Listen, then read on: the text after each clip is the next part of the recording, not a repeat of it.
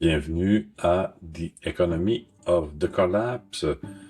Aujourd'hui, on va parler des isms. On est-tu tanné des isms? Mais pourquoi tous les isms échouent? Hein? Et quand les modèles se heurtent à la réalité, c'est là qu'on le voit.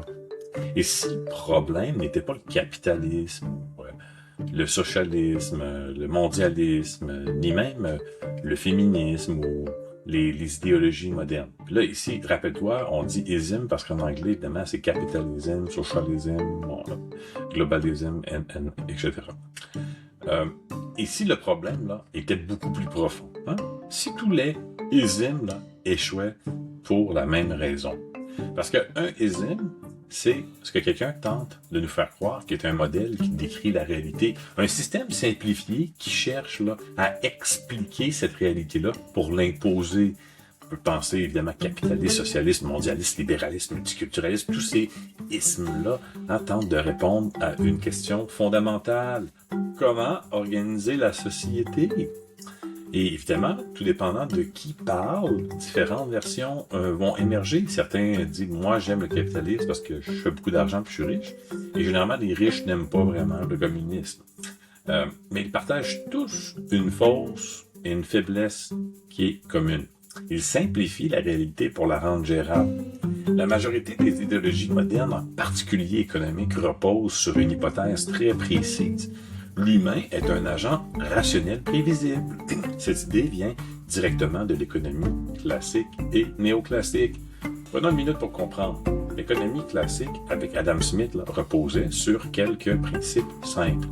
Les marchés tendent vers l'équilibre, les individus poursuivent leur intérêt personnel, le système s'auto-organise et s'auto-régule, puis, avec l'économie néoclassique, on a ajouté la maximisation de l'utilité, des préférences stables, des modèles mathématiques d'équilibre. Et évidemment, là, on peut faire des équations sur des tableaux. Ça a l'air très, très vrai.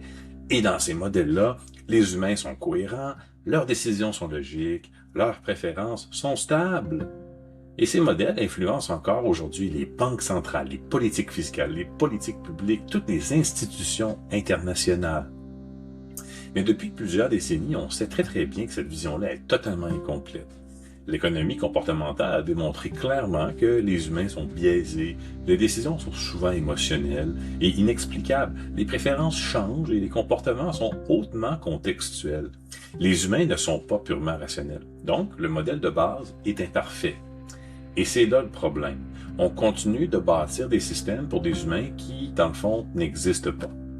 Prenons le mondialisme. Au départ, là, c'était une théorie économique révolutionnaire. Avantages comparatifs, efficacité, commerce libre, fin de l'État-nation, fin des langues, fin de la religion, fin de tout.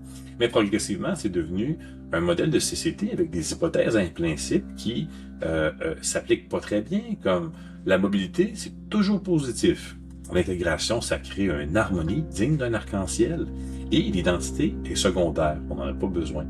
Mais la réalité a montré en fait que les gains économiques sont totalement inégaux. La fragmentation sociale est très très forte et ensuite ça crée des réactions politiques aussi qui sont très fortes et de l'instabilité sociale. Prenons un recul, là, on voit aussi on voit là, le même schéma partout. Suppose là, que le marché s'autorégule dans le capitalisme, mais ça ignore les cycles, les inégalités. Le socialisme et le communisme, ça suppose que la planification fonctionne, ce qui ignore les incitatifs humains, ce qui fait évidemment que ces systèmes-là n'ont pas fonctionné. Le mondialisme, ça suppose que l'intégration crée une harmonie en ignorant l'identité, malheureusement, c'est pas ce qu'on voit. Le multiculturalisme, ça suppose que la diversité crée de l'unité, alors que c'est l'inverse et on ignore le besoin de cohésion pour une société pour qu'elle fonctionne bien. Le féminisme, prenons notre exemple, plusieurs formes, évidemment, là, certains ont contribué à des avancées réelles, une certaine égalité juridique, accès à l'éducation, participation au marché du travail, mais comme toutes les ismes, il y a des problèmes aussi quand le modèle devient trop rigide. Certaines approches reposent sur l'idée que les hommes et les femmes sont interchangeables dans tous les rôles et sont en compétition perpétuelle. Mais la réalité est beaucoup plus complexe. Évidemment, il y a des différences biologiques qui existent, là, c'est visiblement le cas, des différences, des préférences aussi moyennes qui sont différentes. des trajectoires de vie qui sont pas du tout identiques là, sur plein de plans. Et des lectures extrêmes vont même jusqu'à considérer finalement la famille comme une structure d'oppression et la maternité comme une forme d'esclavage non valorisée.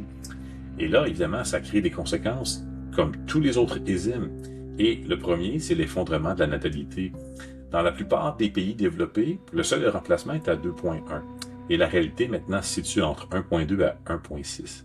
Canada, on est à ces niveaux-là. Italie, 1,2. Corée du Sud, 0,7. Et évidemment, la liste est très longue. C'est des niveaux qui ne sont pas uniquement historiquement bas. C'est ce qu'on appelle des Extinction Level Events. C'est des niveaux d'extinction de population. Ce phénomène-là n'est pas le seul n'est pas d'une certaine façon un hasard. Bon. C'est des tensions qui apparaissent dans des sociétés très individualistes où les ismes prennent beaucoup de place et ensuite ont de la difficulté à se reproduire à long terme. Et c'est pas uniquement là démographique, on observe aussi à cause de ça une hausse des divorces, augmentation des familles monoparentales, des défis qui sont liés à l'attachement en raison des familles monoparentales, surreprésentation dans les milieux carcérales, fragmentation aussi des structures familiales qui engendrent beaucoup de daddy issues et de violence et tout ça, maltraitance aussi des enfants avec des pères non biologiques qui entrent dans ces unités familiales-là. Et ça vient en sorte de renforcer le problème à long terme qu'on a au niveau de la reproduction. Bref, ici, le pattern devient très clair. Hein? Chaque ism a des problèmes parce que ça crée un modèle qui simplifie l'humain, puis ensuite on tente de prendre ce modèle-là et de l'appliquer à grande échelle sans égard aux conséquences. Et tôt ou tard, là, la réalité résiste. Parce que les systèmes humains reposent sur la culture, la confiance, l'identité, le sens, pas seulement sur des incitatifs économiques. Le vrai problème, c'est pas tant le capitalisme, le socialisme, le féminisme. Le problème est plus profond, c'est ce que je tente de soulever ici. C'est l'idée qu'un seul modèle peut expliquer parfaitement la réalité. Et la réalité, là, elle est complexe, adaptative et contradictoire. Et aucun modèle ne peut totalement la capturer. Alors, la vraie question devient comment construire des systèmes qui restent ancrés dans la réalité? Parce que l'histoire est claire. Tous les isms échouent quand ils cessent de s'adapter. Et maintenant, on fait face à des choix de société, à savoir, sommes-nous dans les dernières générations de nous-mêmes?